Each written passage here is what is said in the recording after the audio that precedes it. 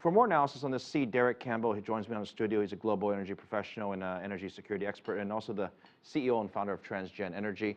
This deal between Petrobras and China, it's not the first time the Chinese have gone out and bought international assets. So that part, honestly, is not a big deal. What is surprising is that Petrobras is pretty aggressive themselves. So I'm a little surprised, and I think some analysts are a little surprised. Well, why would this deal take place? Why would they sell these assets specifically in Peru to China? My only assumptions I could make is maybe it's not part of their core strategy, but I'm going to let you answer this. Why are they doing this? And that's the right assumption.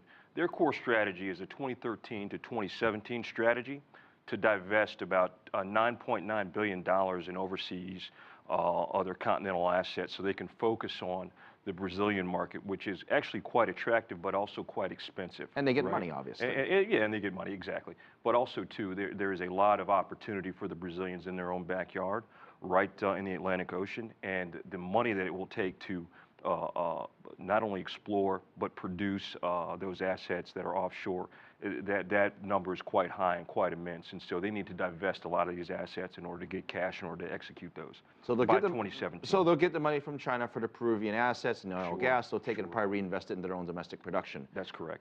What does China get? China gets a lot. This really is a part of China's overall Chinese hegemonic strategy, right? So not only do you get more barrels of oil, not only do you get more assets and more opportunity for Chinese intellectual capital to go operate overseas in the energy space, it is also about China's effort to show itself as a first world player from a hegemonic standpoint in the energy space.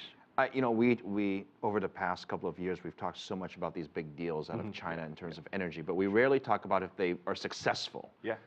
I can only assume they are successful, but I'm curious your point of view on this. How have they turned out, the deals that have taken place so far? Has it worked out the way the Chinese wanted it to? Yes and no. When China first got involved into this, when CNPC and CNOC got involved in the entire oil and gas business, they were relatively newcomers to the game, and some of their initial acquisitions were not that great. But they kind of struck gold on this particular purchase here, this purchase of Lot X, Lot 57, and Lot 58.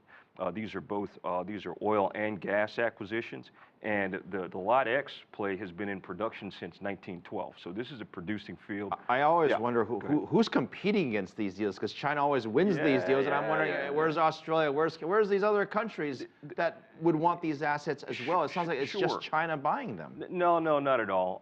I think there are other, as you know, there are other players in this market, but China is in a good position.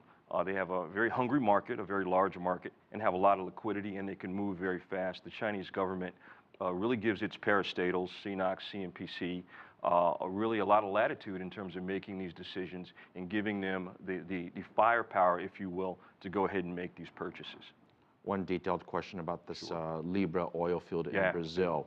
Any impact that this deal has or relevance to that project, that massive project outside of Brazil? Not in a negative way. All this does for China is it increases its reserves. The Peru deal is about 800,000 metric ton per year equivalent, which is a significant amount of gas, oil and gas. In I think Block 58, there's about two TCF of gas. So this is pretty significant, and it really, from an overall picture, helps them really execute a big Latin American strategy that they think they'll be very successful with. I don't want to put words in your mouth, but it sounds like it's a win-win for both sides, this deal. See, Derek Campbell, thank you very much. Yeah, it does, absolutely.